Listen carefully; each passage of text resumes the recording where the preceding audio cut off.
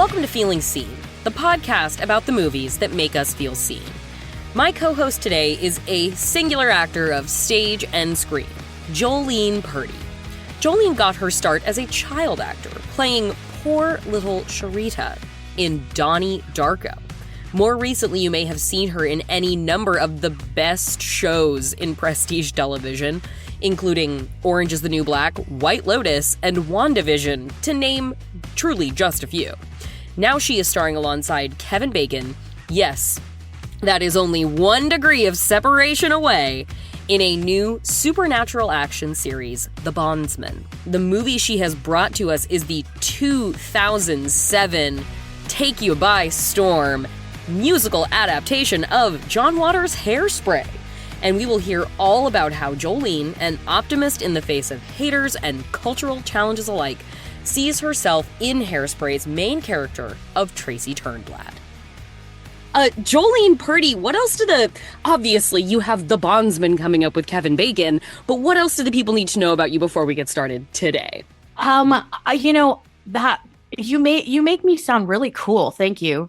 I mean, you were Orange is the New Black is the marker, I feel like, of it's the dawn of a new era. And then through the White Lotus being an embodiment of our current era of highest order of television, you've really been there. You've really been just with your treasure map going through time and space, documenting our history for us. I've been around for a minute. I've been popping up here and there. And I think, the reason that my career has such amazing shows on it, my resume just has all of these, like you said, these fantastic shows.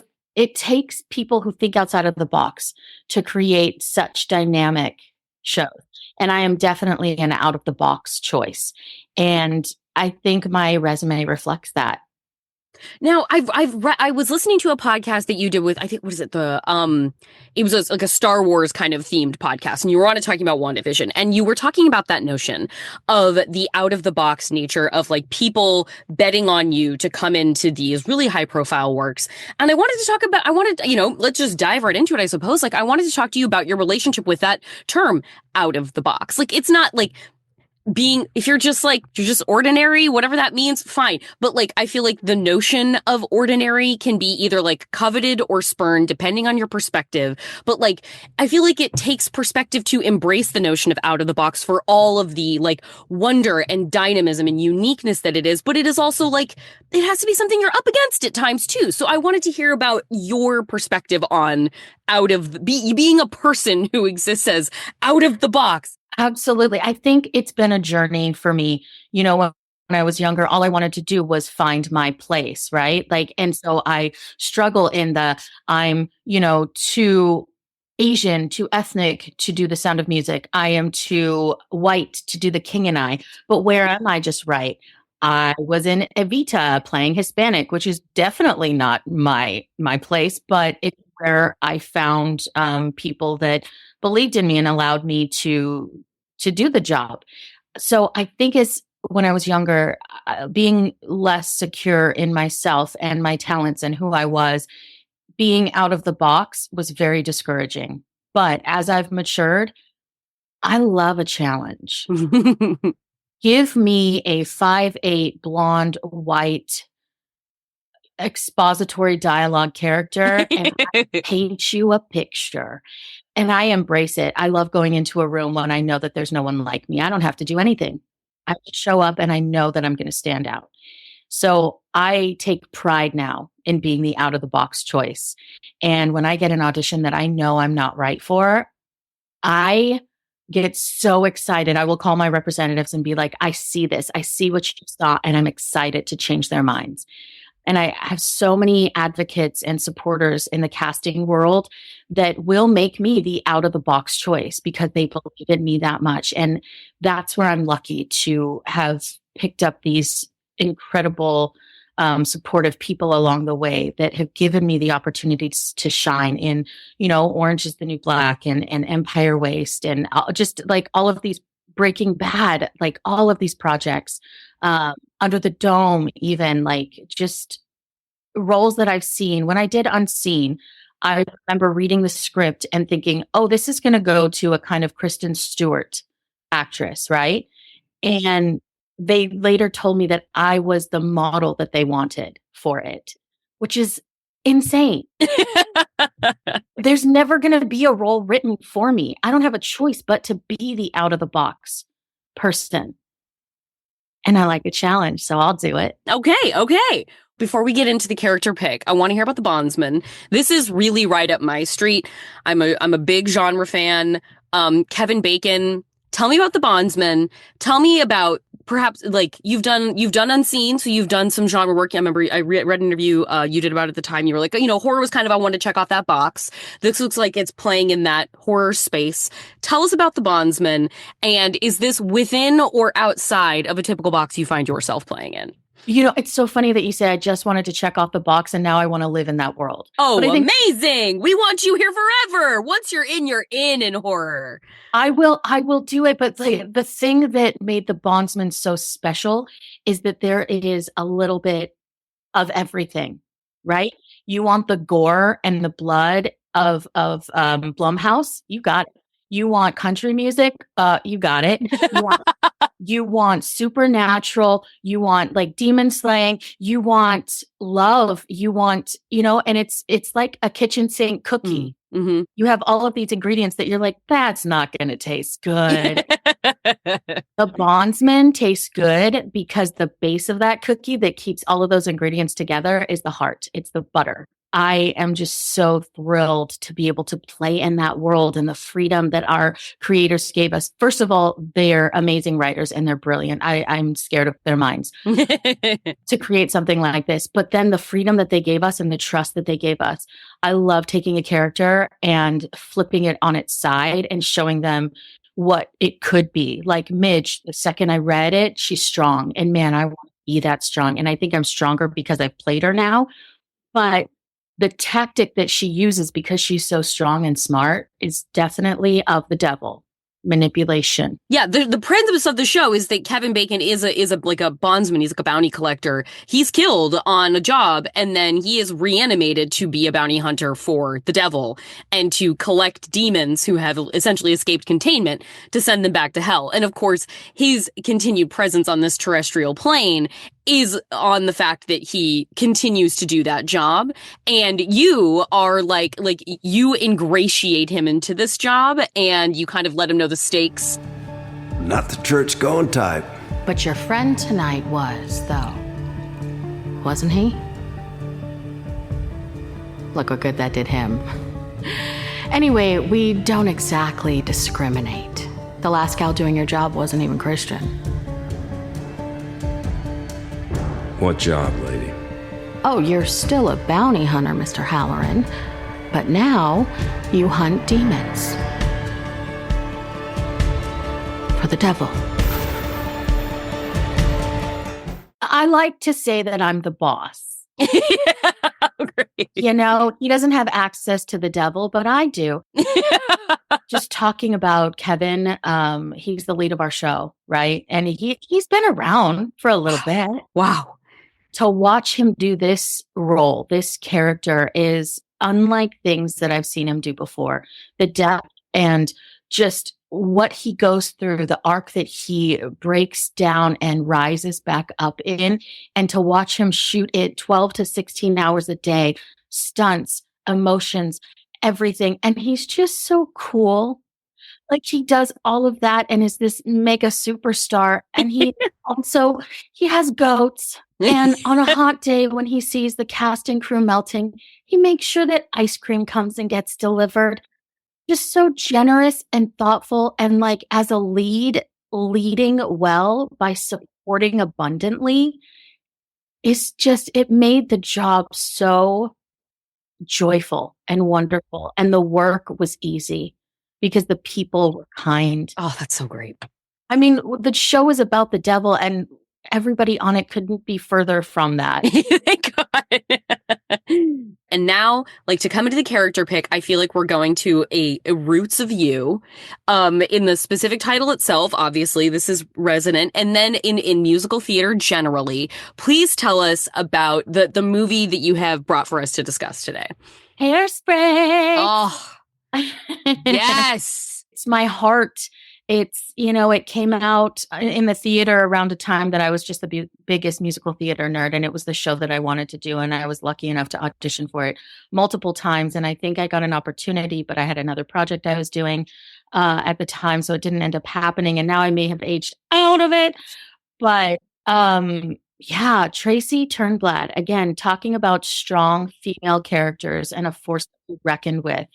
Right. And she is not afraid to take up her space.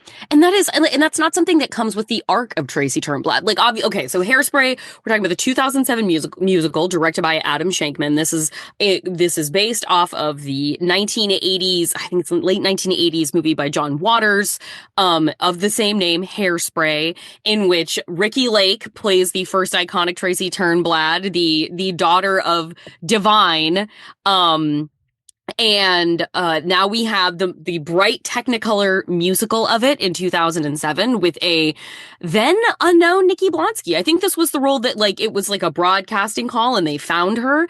And this was really a return of sorts for John Travolta to a very buzzy form. Christopher Walken's in it as Mr. Turnblad, Amanda Bynes, Michelle Pfeiffer, Zac Efron, Queen Latifah. It is, I started putting it on last night, and me and my wife live with her best friend, and I was like, so I'm going to watch Hairspray for an interview I have tomorrow. And I was like, do you want it? And she was like, it might be my favorite movie of all time. And so I was thrilled that we could both curl up on the couch together and watch this. And we're both singing along to the songs in and out. Tell me about your first exposure to Hairspray. I'm assuming as a millennial in about the same late 30s age frame that I am. So I was first exposed to it as a theatrical production. And again, I was like, I want that job. But watching the movie and the colors, and again, just being brought into the world that is the heart behind it, the heart that she has, the joy that she finds in the rats on the street. Yeah. That's me. Her Good Morning Baltimore is truly Belle walking through the town square. And it's bonjour, bonjour, bonjour. In a broken down urban setting. Yeah. Rats on the street all dance around my feet. They seem to say, Tracy, it's up to you. So, don't hold me back, 'cause today all my dreams will come true. Good morning, Baltimore. There's the flasher who lives next door. There's the bum on his barroom stool. They wish me luck on my way to school. She is rose-colored glasses for days. And yeah, she gets like John Waters is there as a flasher, and Tracy Turnblad could not be having a sweeter morning walking out onto the streets of Baltimore. Absolutely. Anyone tries to dent her due, she just comes back with some more hairspray. That's, I think, me, very much so, that the world is a challenging place, and I do love high hair too. I have to say that I love high hair. I have hairspray on me. I have a little hairspray in my purse. I'm not going to let anyone rain on my parade. I'm going to live with the rose-colored glasses. I'm going to choose joy. And even in the struggles, and I think that's why I like comedy so much, especially comedy in a drama, or like the Bondsman, finding the comedy in, hey, you're going to hell. I will choose joy because the world is so scary. Well, in terms of it, an origin, and first being acquainted with a stage musical, what was it about theater that was an early seed for you as something that drew you in? The performance, the spectacle, perhaps. What got you about theater first, and then I guess what is sort of the contrast in what a stage production of Hairspray makes you feel versus a film production? Because there are different mores and norms in each of those mediums. And I wanted to hear sort of a bell that each one rings for you. There's something magical about live performances. You get one try. Yeah. And you have to be so present, and you have to evoke emotions from an audience that you're just using with some, mild effects and staging, but ultimately it's your face, it's your voice, it's the character that you're presenting, and you get one shot and you go all the way through. Memorizing 2.5 hours of something, oh my goodness. Yeah. And so that to me was the magic and the draw, and the instant gratification that brings. Yeah. You say a laugh and you hear it. On set, you say a laugh and everyone's trying to be quiet so they can It's intentionally the exact opposite of a live theater experience. you feel like, man, do I suck? And everyone comes up later and they're like, you made me laugh so hard. And I'm like, oh, thank God, I'm not fired. But I grew up wanting to do theater. Like I felt like it was the only true art form. Then I was exposed to Donnie Darko was my first ever audition. That's nuts. Like what cause, and especially cause I mean, it definitely, I feel like it's definitionally like a cult classic. Like it certainly found its people at the time, but those people were not necessarily the ones going to see Hairspray in the theaters kind of thing. Like this was a sort of underground movie in its way. And like, what a strange entity, sort of, I would imagine like without comp that like you read it and you're on set and it's like, what about what I'm doing feels like anything I've seen? And I would imagine there is very little by way of that, unless you're really into David Lynch or something. It was, again, I think these writers and directors that are out there are scary in their minds, and they're, David Kelly, writing and directing it. That was his like baby. And again, like I came in as a baby doing it, right. And to see P. Swayze on the call sheet. Wow. And Drew Barrymore, my little girl heart like had an attack or 5 with what was going on. But I think, every time I approach a character, I liken it to something that's happened in my life, right? So she's bullied. I was bullied heavily through middle school. So it wasn't hard to tap into what that felt like. Hey, Sharita, you want a cigarette? Shut up! Shut up! Go back to China, bitch. And the boys were so kind. They would come and apologize after like every take. I'm so sorry. I'm so sorry.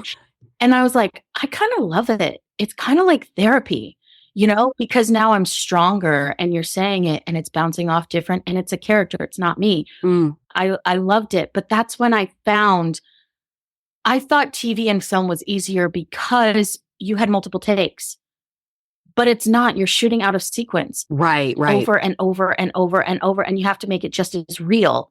Yeah, it's like if you say, it's like the, kind of like the gag of like, if you say the word apple enough times, like gagging around like with your friends, it stops losing all meaning. You're like, what is apple? Who came up with apple? And then that's your job, to do it believably, to say apple over and over and again and make it real every time, no matter what it takes. In so many different ways so that they can pick the clip that's going to best enhance the show overall. Right. So to be able to, it blew my mind, the challenge that was, and then learning to cheat to camera as opposed to cheating to an audience was very different. And I love challenges. I love learning. I love growing, and it definitely piqued my interest. And I signed on. I still love musical theater. Just saw a show last night. I love the challenge that film and TV give. And I love using the medium, you can tell a story with intricacy that you cannot do on stage. Well, I mean, and speaking of to pull it to the Bondsman, the insane sort of like career symmetry of like you being in Donnie Darko with the Queen of Sparkle Motion, and now you being in the Bondsman once again with the Queen of Sparkle Motion, Beth Grant. Think of this like a work release. And I'm your parole officer. Which I told her is just plain silly and blasphemous. And I just won't have that kind of talk on my property. Do you think it's silly, Mr. Halloran? Like, is that nuts to be like, oh my God, it's been 20 years? Like, is that insane to be back with this person after so long? When I found out that she was going to be in it too, my heart kind of melted. And I also got like anxious to like see her because it had been so long. And when she first met me, I was a child. And now I have a child. Yeah. Some things have changed. And I went into the table read and they were already seated. And she just jumped up, with all of these executives around. Our first table read, she jumped up, arms open, just light in her eyes, welcoming me in.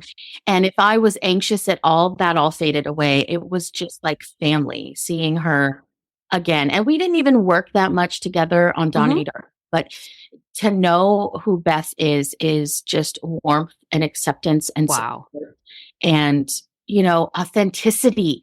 That's the thing. She's authentic. And, God, I couldn't love her more. And I'm so excited we're back together. And I love that the Donnie Darko fans are like here for it. Yeah, that's what I was saying. Once you get into genre, you never leave it. The people are always waiting for, like, the door is always waiting and dinner is always on the table when you want to come back into the genre fold for people. It's time for a break, but we will be right back in a second talking more with Jolene about Hairspray, the ongoing cultural reckoning of body positivity, and what she's learned from the luminaries she's gotten to work with on all these amazing productions.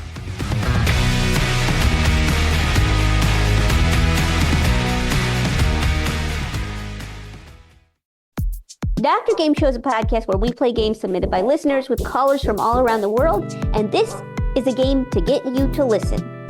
Name 3 reasons to listen to Dr. Game Show. Kyla and Lunar from Freedom, Maine. Dishes, folding the laundry, doing cat grooming. Okay, thank you. Great. Oh, things you could do while listening. Yeah. I love that I'm like, why do you listen to this show? And Lunar's like, dishes. Fantastic. Manolo. Number 1 is that it will inspire you. You're going to be like, oh, I could do that. That's all we have time for, but you'll just have to find Dr. Game Show on Maximum Fun to find out for yourself.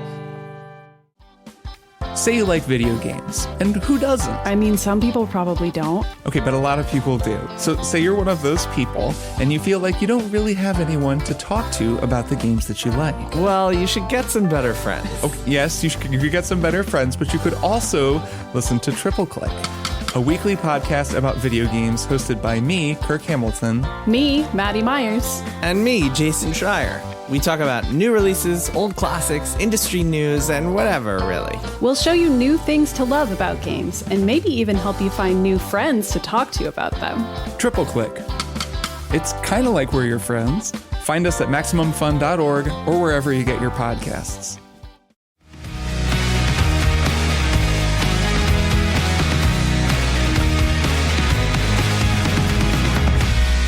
We are back talking with Jolene Purdy, star of the new series The Bondsman.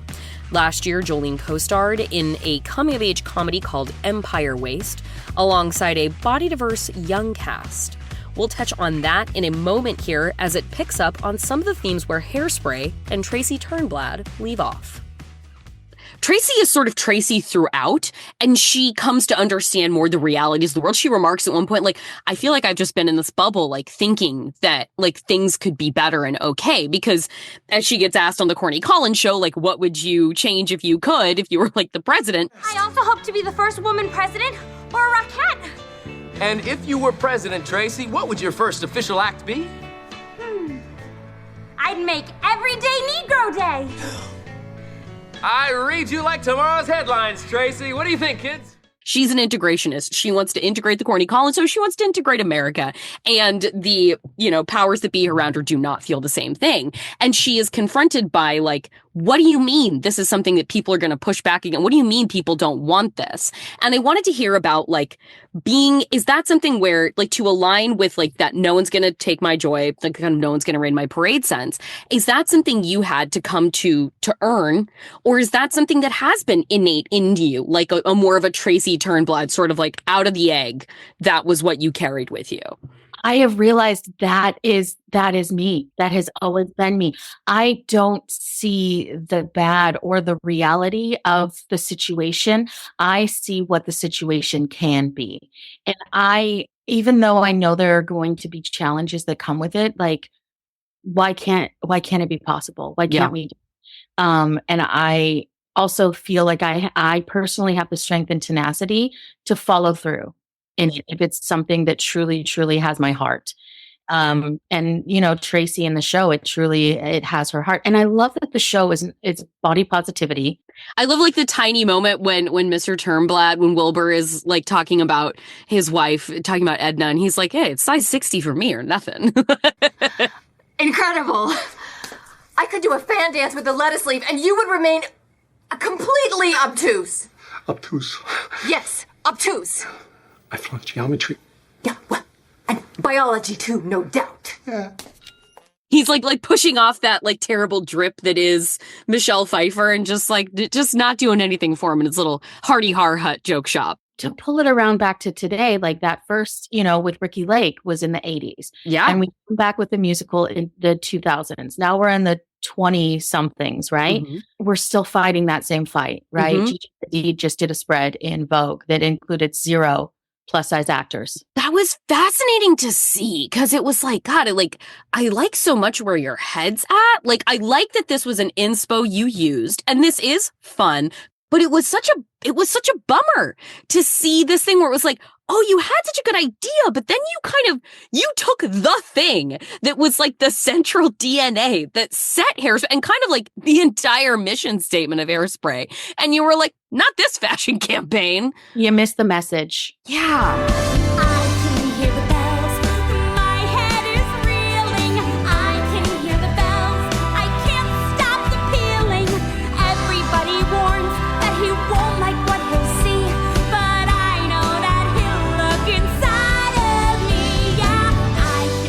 And I think we have to keep our eyes open to how art is speaking to us these days, how films and everything.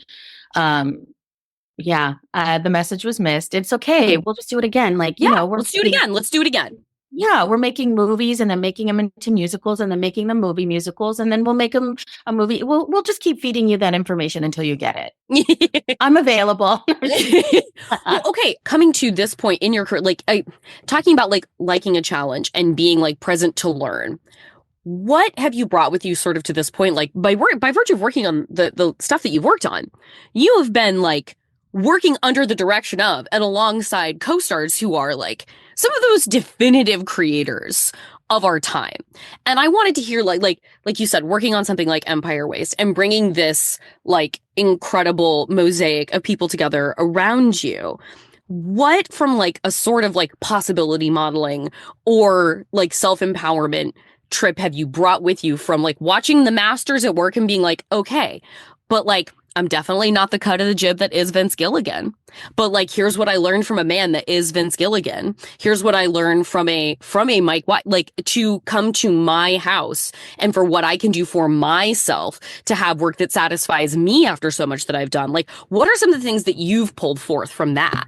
Oh my gosh, I have taken so many nuggets in the few decades that I've been working. I did my first ever audition. I get really lucky on my first evers. My first ever audition for a pilot, I booked it. It got picked up to series. Yeah, your first ever audition for you're in Donnie Darko. Sometimes it just is in the cards. It is a combination of timing and luck and skill and all of the above. Absolutely. And I worked with Jason Bateman was our director, Mm-hmm. right?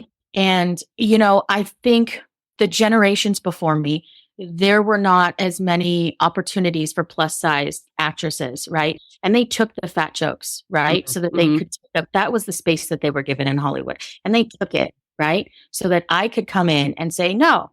And Jason Bateman showed me how to say no. There was kind of a fat joke situation that could have been in that show. It's a multi-camera sitcom, so it kind of lives there. Yeah, for sure. That's the legacy of it, no doubt. And he said, I think there's a smarter way to do this. And I was like, oh, it wasn't attacking. It wasn't anything. He just said, I think you could do better. I was like, oh, I'm going to stand up for that from now on. Mike White, giving us the energy to play and to run with things and the freedom to find it. He's also brilliantly scary. He wrote the whole first season, on the beach in Hawaii, just right there you go. And he just encouraged us to play, right? He would step in, say a couple words and let us play. I feel like, Empire Waste, I did have this moment again, talking about the first generations that their space was the fat joke. And now my generation, I feel, was to make being plus size palatable. So I wore shapewear so that I was aesthetically pleasing as a plus size person. Mm-hmm. And that's okay. I can live in the world because there are plus size people in the world. The young kids of that show said, no shapewear. That's such a fascinating conversation that I get to have with people sometimes who have been around for a while when it does come about and the things I'm learning from the young people I'm working with, it's crazy. But we're just standing on the fight of the generations before us, right? Well, I fell into tears when I spoke with the lead of that movie because she's like, well, I'm able to do this because you made it palatable. And like, what is my daughter going to be able to do because she's fighting no shapewear? She's like, I could be sexy without shapewear. But it's each generation has their own fight. It looks different, but it makes way for the new fight of the generation to come. Well, I mean, is that not the story of Hairspray? Like we have, I forgot how satisfying that whole sequence is where Tracy's getting Edna out of the house for the first time. And she's like, Tracy, I haven't left the apartment in 10 years. Like the neighbors haven't seen me since I was a size 10. Like I can't go out and do this. And they go they're and in a great Hairspray moment, they're like looking in the window of a bar and Edna's like, oh, they're so glamorous. And then we look in the bar and see that it's two pregnant women drinking martinis and smoking cigarettes. Like that incredible tongue-in-cheek moment of the Hairspray movie. And then they go shopping together and look beautiful together. And they're greeted not with things to minimize how they look, but by a shopkeeper who is so this is my bread and butter, baby. And he greets them with a platter of donuts. And he's asking Edna her bra size, something to, she's like triple E. And he's like, now we're talking. And so it's not and then they go out in the world and they're at the diner and they're having food together, Tracy and her mom. And then Michelle Pfeiffer shows up, the horrible villain of the movie, and she puts her down. And Edna immediately wants to run home and take back the dress. She doesn't want to wear it again. And Tracy is the one who's like, you absolutely will not do that. Ma, this is Amber and Mrs. Von Tussle. Mrs. Von Tussle is the station's manager. Oh, the station manager. Oh, it was so nice you let her on that show. Well, Tracy certainly has redefined our standards. That's for sure. Let me guess. We're gonna need dress. Oh, yes. Well, you'll stop traffic. It was nice meeting you, Tracy. Bye, Tracy. Ma, don't listen to a word she says. I'm taking this back. Don't you dare. I am. Don't you dare. Don't you know why she hates us? She's afraid I'll beat Amber for Miss Teenage Hairspray. Really? And it is just and the sweetness of the performance that John Travolta is giving as Edna, you're so in it in this most hyperbolic, most blown out musical candy colored version of reality. But it's so emotionally true. I'm just sitting there with my elder millennial ass crying, watching Hairspray from 2007 on the couch on a Thursday night. And to see the costume design be flattering for plus size women. I want a Hefty's hideaway because it still is not where it needs to be today. Yeah. As far as fashion, I mean, Edna's waist is snatched. Right? Come on. Where does she have? Because let me have some. Because I love the curves. I love it, but yeah. And I feel like I live in between Tracy and Edna, right? Where someone's going to come at me. I have internet haters that post terrible things to me all the time. Christ. It's just shocking how they find anyone. They find anyone and everyone. I want to react as Edna, but for my daughter and for myself, I won't let me. And so I either ignore or I make sure that what I say back is way smarter than what they said first. To wind us back down, looking at Hairspray and looking at, I get Tracy evolves within herself. At the end, she comes out with a different kind of fashion. She's never I need to change this body that I am in to be special. And she's got the guy, Link's in love, and she's on the Corny Collins show, but she is she's now looking 60s mod, and she's ironed her hair, and she's in a twiggy kind of checkered print dress, mini dress with the Nancy Sinatra boots. And I wanted to hear about that process of the evolution, but staying true to the core, and that notion of like they're like when they go like the moment where just Queen Latifah's stunning, like I know where I've been, like where they're marching with the signs for integration to the TV station, and Queen Latifah says to Tracy, like who's marching at the front of the line with them, she's like, if you do this, she's like, you're never going to be able to dance on TV again. You're gonna pay a heavy price. I know. You'll never dance on TV again. If I can't dance with Seaweed and Little Inez, then I don't want to dance on TV at all. I just want tomorrow to be better. And I feel like with people, anybody who is outside of the norm feels that sense either explicitly or implicitly at times of like, hey, if you do this, like you're never gonna be able to march, you're never gonna be able to dance on TV again. And if you just want to do the right thing. And I wanted to know sort of like where that ultimatum sits with you or has sat with you in terms of like the staying true to the core while wanting to like respect your growth and evolution, but like that sort of ambient pressure that can be placed on, again, anybody outside the normative set of check boxes of like the idea of never dancing on TV again. It is a really hard fight to maintain authenticity when you want this other thing so badly, not fame, but just work. I love the work. Yeah. But the characters that I've been able to play are authentically me. Ultimately, at the end of the day, I go home with me. I don't go home with a job. I don't go home with a character. Some actors do. They're a little, But if it doesn't sit well in me, it doesn't feel authentic. I can't lie. I can't be inauthentic. I don't have a filter, and I wouldn't be able to do it. And it does cause some dissension sometimes, or, but I think as I've matured, I've realized the importance of authenticity. And even with my representatives and things, we fight so hard to make sure, I lead in kindness, and I want, that to be the stamp that I make on a project more than anything. And, I think it's the most important. The work is great, but I think your authenticity and staying true to who you are. Again, evolving, right? Yeah. I'm not going to. I only use landline. You got to pick and choose your fights. And when it comes to kindness and acceptance and grace and love, all the good things that we are missing so much today, I'll always fight for those. And I don't care if I don't dance on TV again. Well, I'm glad for now.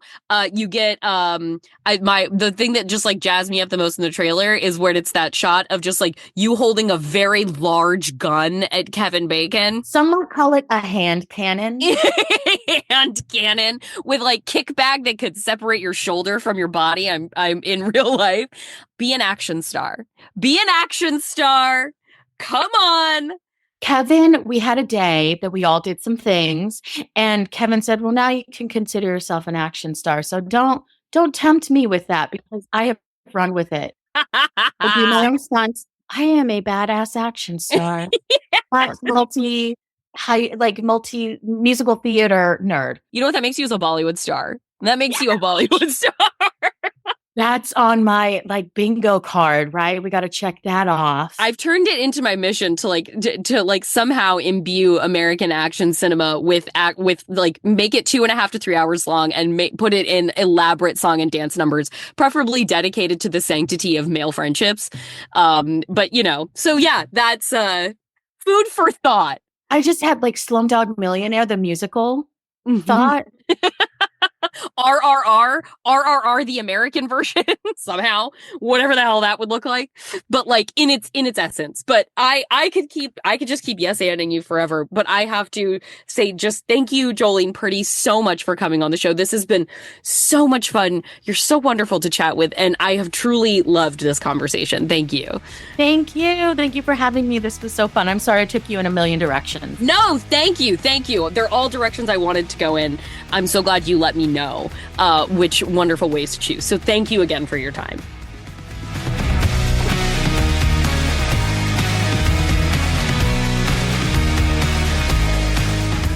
Thank you so much to Jolene Purdy. What a delight, everybody. It is always fun to talk to somebody who sits at the intersection of so many amazing cultural touch points, and even better when that person is kind and intelligent and also happens to be a millennial that I can bounce ideas off of with about our shared adolescence in a time of great cultural tumult. What a gem. Honestly, Jolene, friend of the show, come back anytime. The Bondsman premiered just last week on Amazon Prime, so you do not have to wait to check it out. You can go now. The whole series is up for your binging pleasure. And now I have one quick thing before I go. Well, you know what? Honestly, it's two quick things, because I've got to start out by thanking everyone who helped the Max Fun Drive be a success. Thank you if you got out there and you supported Feeling Seen specifically. Thank you if you got out there and supported Maximum Fun generally. We had a great drive, as we've said over and over again. As you've heard on our messaging, we can't do this without you. We couldn't have done the drive without you. The drive doesn't exist without you, and neither does Feeling Seen, and neither does Maximum Fun. So thank you, thank you, thank you. And since it's a double quick thing, I will just shout out really quick. The trailer's finally out for Lost Bullet 3, you guys. The French barn burner of an action franchise that honestly make this French Fast and the Furious. Give me Lost Bullet X. I want to see 10 of them. Our hero is back. Listen, I won't get you caught up on like the whole lore of the thing, but like it starts out with a guy who is wrongly accused of a crime, and the bullet that is lodged in this particular car will exonerate him. So he has to get this lost bullet to prove his innocence, and it results in one of like the coolest car-based action movies of modern times. The second movie, I don't want to spoil it for anybody, but like the second movie, it's still called Lost Bullet, but we're not necessarily dealing with a lost bullet. But they do a great job. They don't like make everything crazy elaborate. It's more cops and robbers. It's more cat and mouse. It's not like they made it super convoluted and put in all these crazy elements. It's just more cool car chase action movie. And then in Lost Bullet 3, like, we're back, we're doing it again. Like, again, I don't want to say too much because I don't want to, like, spoil the ins and outs of our character's journey. But it's super fun. It is a Netflix series, so almost anybody listening to this, I'm sure, could watch it. Cue it up right now. After the Bondsman, hey. But yeah, if you haven't watched the Lost Bullet franchise yet, watch those first two. The trailer for number 3 is out. I'm so excited. That is 2 of 2 quick things, and that is also our show. You can keep up with us everywhere you get your podcasts. Punch that follow button like you are an action star yourself wherever you are listening to get every new episode in your feed, populating automatically. Follow us to find out more on Instagram at Feeling Seen Pod. We are on Blue Sky, both me and the show. You can find me, JORCRU, and you can find the show at Feeling Seen. I'm also still on Twitter, hanging on. Our theme music is by Andrew Epen. The show is produced by Danielle Huesias and Marissa Flaxbart. Our senior producers are Kevin Ferguson and Laura Swisher, and this is a production of Maximum Fun.